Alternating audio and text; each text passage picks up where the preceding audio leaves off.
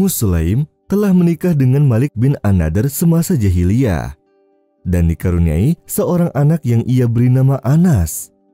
Saat Islam muncul, ia pun memeluk agama Islam, sedang suaminya pergi ke negeri Syam dan meninggal dalam keadaan kafir. Ia pun menolak semua ajakan menikah dengan alasan mengurus anaknya. Ia pun kerap mengatakan kepada siapapun yang ingin menikahinya, "Aku tidak ingin menikah sebelum anakku balik." Ia pun memilih seorang guru terbaik untuk anaknya, juga seorang panutan, tak lain adalah baginda Nabi Shallallahu Alaihi Wasallam. Ummu Sulaim menyerahkan anaknya Anas kepada Nabi Shallallahu Alaihi Wasallam dan berkata, "Semua orang di Madinah sudah memberimu hadiah, dan aku tidak bisa memberimu hadiah kecuali anakku ini. Ambillah ia sebagai pembantumu ya Rasul." Saat itu Anas berumur 10 tahun. Kemudian ia belajar langsung dari Rasulullah Shallallahu Alaihi Wasallam selama 11 tahun. Dan ia pun tumbuh menjadi ulama besar.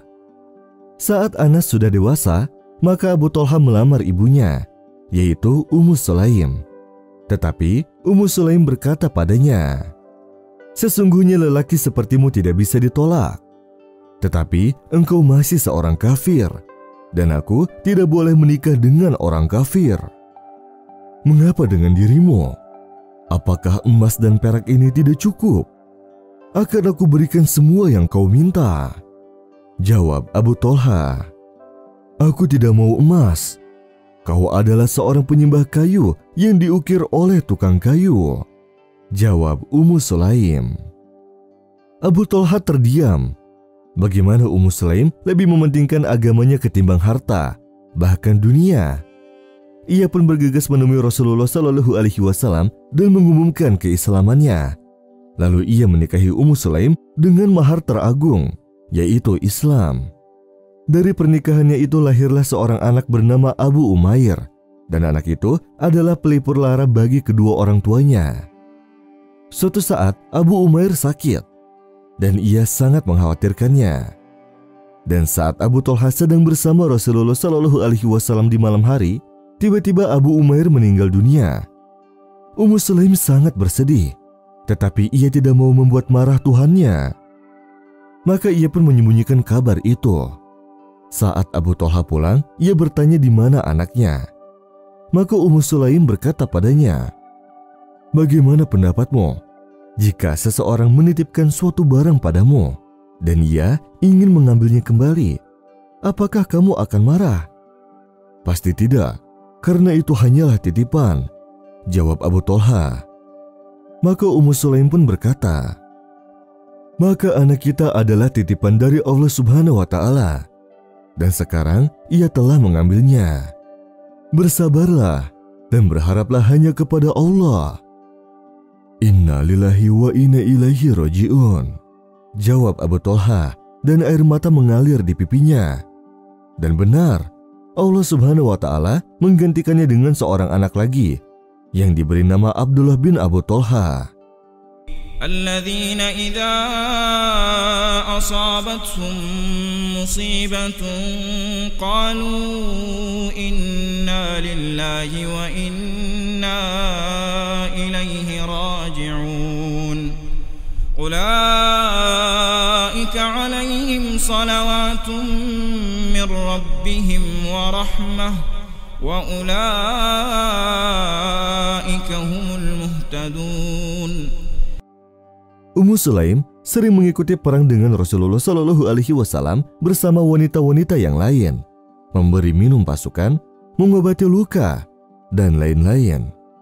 Saat perang Hunain terjadi, Ummu Sulaim dan suaminya ikut berperang. Tetapi Abu Thalha takut akan keselamatan istrinya. Tiba-tiba Ummu Sulaim mengeluarkan pisaunya dan berkata, "Apabila ada orang kafir yang mendekati kami, maka akan kutusuk dengan pisau ini." Rasulullah Shallallahu Alaihi Wasallam selalu mendoakan Ummu Sulaim. Saat Rasulullah Shallallahu Alaihi Wasallam Isra Mi'raj, beliau melihat Ummu Sulaim di surga, sebagaimana hadis yang diriwayatkan oleh Jabir bin Abdillah. Rasulullah Shallallahu Alaihi Wasallam bersabda, "Aku diperlihatkan surga, maka aku melihat istri Abu Thalha di sana, dan tiba-tiba aku mendengar suara kaki. Ternyata di depanku ada Bilal. Dan Ummu Sulaim terus seperti itu semasa hidupnya, selalu berjihad di jalan Allah Subhanahu wa Ta'ala dengan mengorbankan segala sesuatu yang ia punya. Saat Rasulullah Shallallahu Alaihi Wasallam wafat, ia masih terus berjuang di jalan Allah Subhanahu wa Ta'ala hingga ia sendiri pun wafat, dan namanya pun harum semerbak di buku-buku sejarah Islam. والمؤمنون والمؤمنات بعضهم أولياء بعض يأمرون بالمعروف وينهون عن المنكر ويقيمون الصلاة ويؤتون الزكاة ويطيعون الله ورسوله أولئك سيرحمهم الله إن الله عزيز حكيم وعد الله المؤمنين والمؤمنات جنات تجري من تحتها الأنهار خالدين فيها ومساكن طيبة في جنات عدن ورضوان من الله أكبر ذلك هو الفوز العظيم.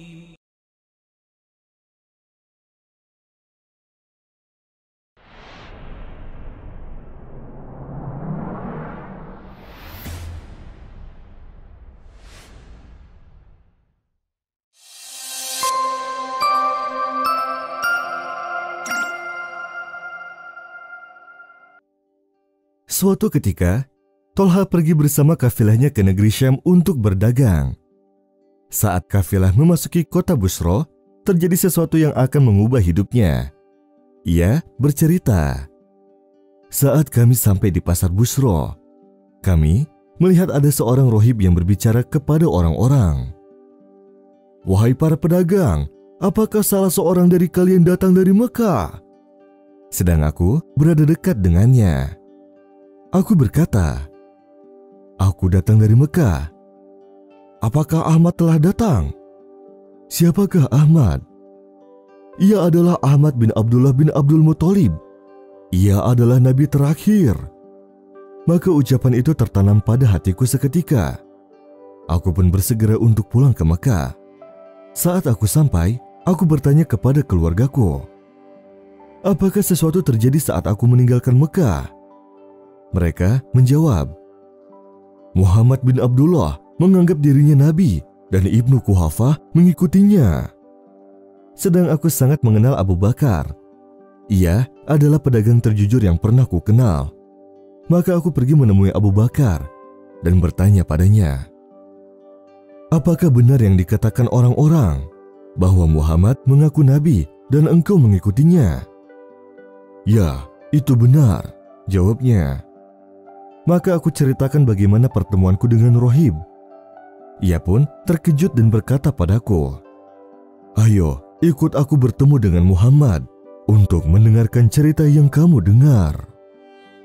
Aku pergi bersamanya kepada Nabi Shallallahu Alaihi Wasallam, dan Nabi Shallallahu Alaihi Wasallam membacakan padaku Al-Quran.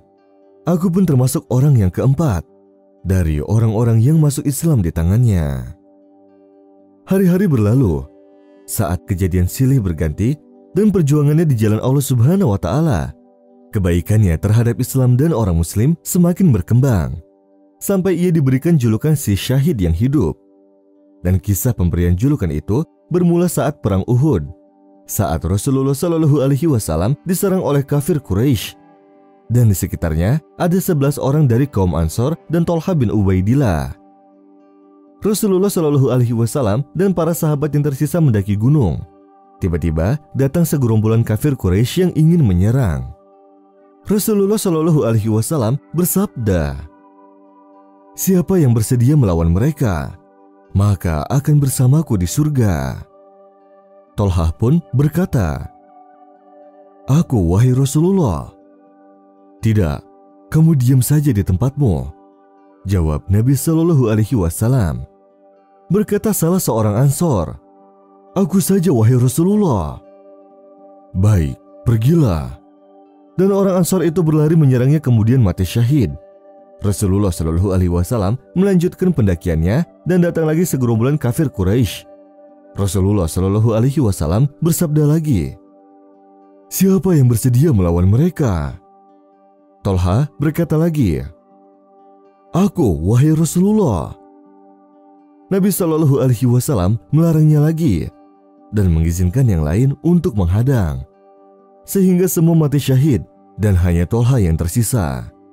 Saat kaum Quraisy datang lagi, Rasulullah Shallallahu Alaihi Wasallam bersabda, "Wahai Tolha, sekarang giliranmu." Tolha langsung berlari menyerang kaum Quraisy sampai mereka pergi berlarian. Lalu ia kembali lagi kepada Nabi Shallallahu Alaihi Wasallam dan terus seperti itu.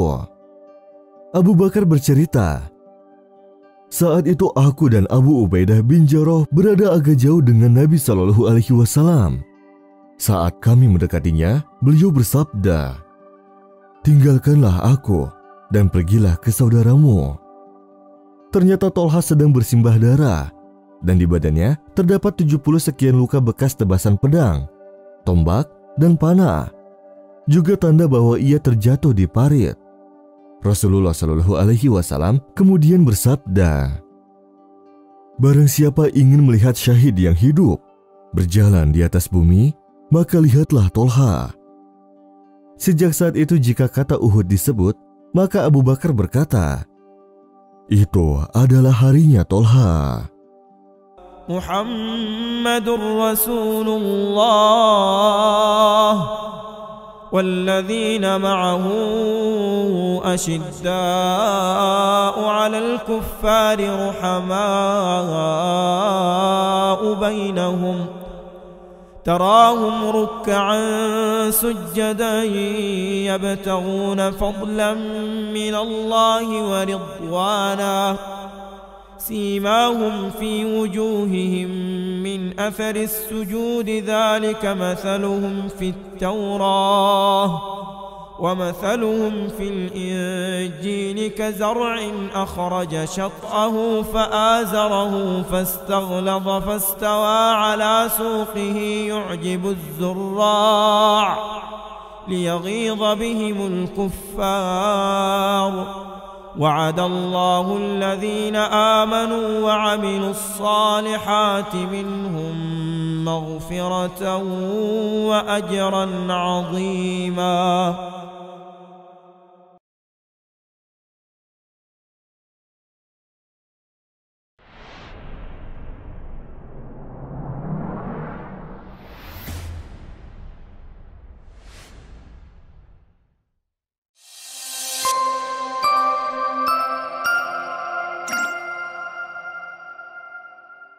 Iyas bin Muawiyah, seorang lelaki yang dikenal akan kepintaran dan kecerdasannya. Khalifah Umar bin Abdul Aziz pernah menjadikannya sebagai hakim di kota Bashrah. Ia pun mengembannya dengan keadilan, memberi hukum sesuai hukum Allah Subhanahu wa Ta'ala, sehingga orang-orang mendatanginya untuk meminta jalan keluar mereka masing-masing, perihal agama maupun dunia. Sebagian kisah kecil akan kecerdasannya adalah suatu ketika di kota Kufah, hiduplah seseorang yang terkenal akan amanahnya, sehingga orang-orang banyak menjumpainya untuk menitipkan hartanya jika mereka hendak berpergian, atau orang-orang menjadikannya sebagai pemegang wasiat jika mereka merasa ajal telah dekat. Suatu hari, datanglah kepadanya seorang pemuda untuk mengambil harta titipannya kepada orang terkenal ini. Akan tetapi, orang ini menolak untuk memberikannya. Maka ia pun mengadukan masalahnya kepada Iyas bin Muawiyah. Iyas berkata padanya, "Apakah ia tahu bahwa kamu telah datang kepadaku?" "Tidak," jawab si pengadu. Iyas berkata, "Baik, pergilah dan datanglah kepadaku lagi besok." Kemudian Iyas menyuruh orang yang terkenal akan amanahnya ini untuk datang kepadanya. Iyas berkata, "Telah terkumpul bersamaku harta yang banyak kepunyaan anak yatim. Aku melihatmu bisa mengemban amanah ini. Apakah waktumu luang dan rumahmu aman? Jika iya, maka datanglah kepadaku besok dengan membawa tukang pikul dan wadah untuk harta ini." "Baik, wahai hakim," jawabnya. Keesokan harinya, datanglah si pengadu. Iyas berkata padanya, "Datangilah orang itu dan mintalah hartamu padanya. Jika ia menolak, katakan bahwa kamu akan mengadukannya kepada Hakim Iyas." Pengadu itu pun datang ke orang itu dan meminta hartanya, tetapi ia masih menolak.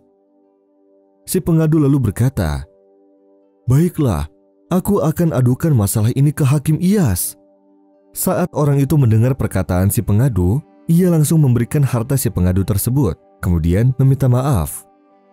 Si pengadu pun datang kepada Hakim Iyas dan berkata, "Orang itu sudah memberikan hartaku. Terima kasih Tuan, semoga Allah Subhanahu wa Ta'ala membalasmu." Kemudian datanglah teman si pengadu ini dan bersamanya tukang pikul. Maka Hakim Iyas menghardiknya dan berkata padanya, "Seburuk-buruknya manusia adalah kau, wahai musuh Allah. Kau telah menjadikan agama untuk dunia. Bertaubatlah kepada Allah dan janganlah menjadi orang munafik."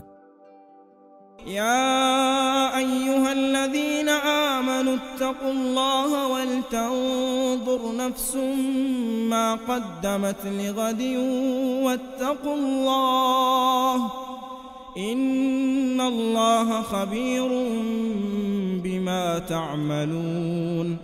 ولا تكونوا كالذين نسوا الله فأنساهم أنفسهم أولئك هم الفاسقون. لا يستوي أصحاب النار وأصحاب الجنة هم الفائزون. لو أنزلنا هذا القرآن على جبل لرأيته خاشعا متصدعا من خشية الله وتلك الأمثال نضربها للناس لعلهم يتفكرون. هو الله الذي لا إله إلا هو عالم الغيب والشهادة هو الرحمن الرحيم. هو الله الذي لا إله إلا هو الملك القدوس السلام المؤمن المهيمن العزيز الجبار المتكبر سبحان الله عما يشركون. هو الله الخالق البارئ المصور له الأسماء الحسنى يسبح له ما في السماوات والأرض وهو العزيز الحكيم.